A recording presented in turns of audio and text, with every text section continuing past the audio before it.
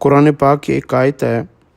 وَتَرَاهُمْ يُعْرَضُونَ عَلَيْهَا خَاشِعِينَ مِنَ الذِّلِّ يَنْظُرُونَ مِنْ طَرْفٍ خَفِيٍّ وَقَالَ الَّذِينَ آمَنُوا إِنَّ الْخَاسِرِينَ الَّذِينَ خَسِرُوا أَنفُسَهُمْ وَأَهْلِيهِمْ يَوْمَ الْقِيَامَةِ، جس کا ترجمہ ہے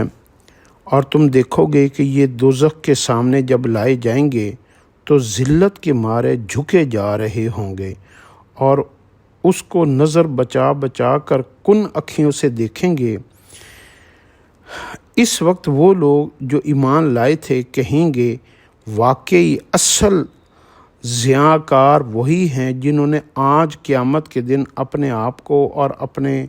تمام متعلقین کو خسارے میں ڈال دیا۔ اس آیت سے مفہوم یہ نکلتا ہے کہ جب روز محشر سارے جنتی اور جہنمی جو ہے نا یہ فیصلہ ہو جائے گا نا، تو جنتیوں کو اور جہنمیوں کو دونوں کو ایک دفعہ دوزخ دکھائی جائے گی تاکہ جہنمیوں کو پتہ لگ جائے کہ وہ کہاں جا رہے ہیں اور ان کا انجام کیا ہو رہا ہے،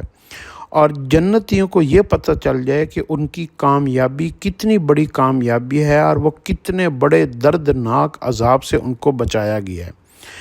تو جنتی یہ دیکھ کر بڑے خوش ہوں گے، اور پھر وہ جو ہے نا جہنمیوں کو کے بارے میں ایک فکرہ کہیں گے کہ انہوں نے سب اپنے آپ کو بھی نقصان میں ڈالا اور اپنے سارے جو ارد گرد ان کے ارد گرد حلقہ بنا رہتا تھا اور ان کے سارے جاننے والے تھے، انہوں نے اپنے سارے محفل کے لوگوں کو بھی نقصان میں ڈالا، اور شکر اللہ پاک کا کہ اللہ نے ہمیں ان سے بچا لیا۔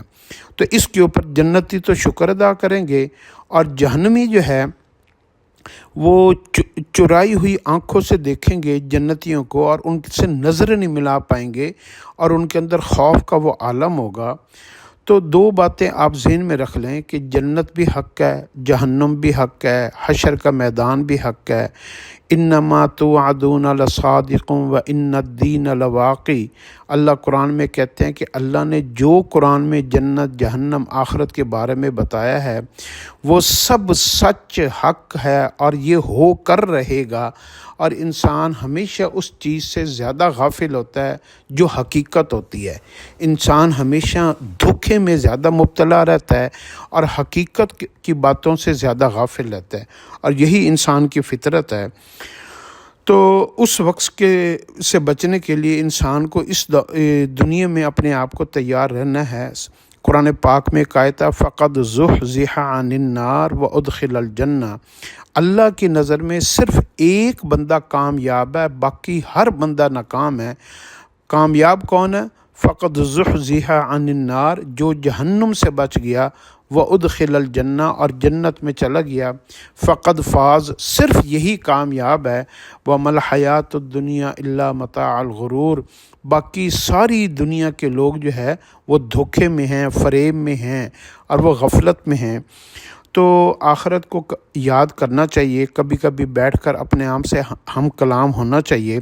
اور قرآن پاک کی ایسی آیتیں جس میں اللہ نے جنتیوں اور جہنمیوں کے بارے میں اکٹھا ذکر کیا ہے کہ ان کی آپس میں ملاقات ہوگی، یا اپنے اپنے انجام کو، ایک دوسرے کے انجام کو اپنی آنکھوں سے دیکھیں گے، اور اس وقت جنتیوں کو خوشی ہوگی، شکر ہے کہ ہم کامیاب ہو گئے، اور ہم نے دنیا کی مشقتیں، پریشانیاں، تنگ دستیاں، مصیبتیں، آزمائشوں کے اوپر جو ہے نا ہم نے واویلا نہیں مچایا، شور نہیں مچایا، ایک دوسرے کو الزام نہیں دیا، خدا کے منکر نہیں ہوئے، خدا کی طرف سے بھیجی ہوئی آزمائشوں کے اوپر جو ہے نا بے صبرے نہیں ہوئے، ناشکرے نہیں ہوئے، ہم نے جلد بازیاں نہیں کی، ہم نے ایمان کو ہاتھوں سے نہیں چھوڑا،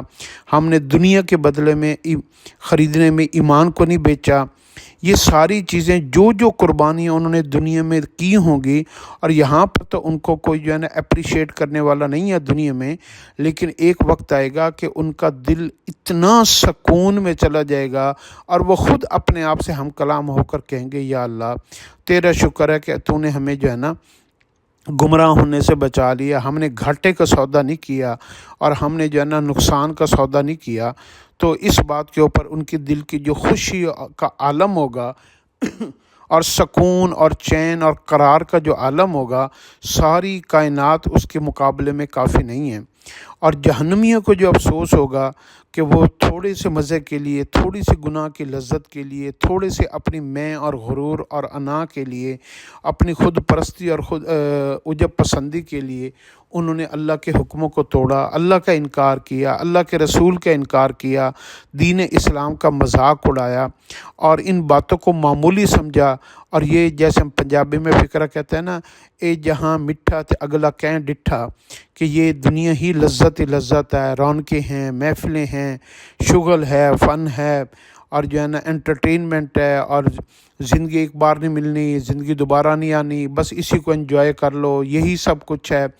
ہم اس چکر میں، اس دھوکے میں جو پڑ گئے تھے، اور اس کے بعد جو ہے نا جو ان کو افسوس ہوگا، تو یہ کیفیات اور ایک دفعہ تصور میں، تخیل میں دونوں جہانوں کو لے کر اور آخرت کے جہان کو اور جنت اور جہنم کو لے کر تصور کریں کہ جنت کیسی ہوگی، جہنم کیسی ہوگی،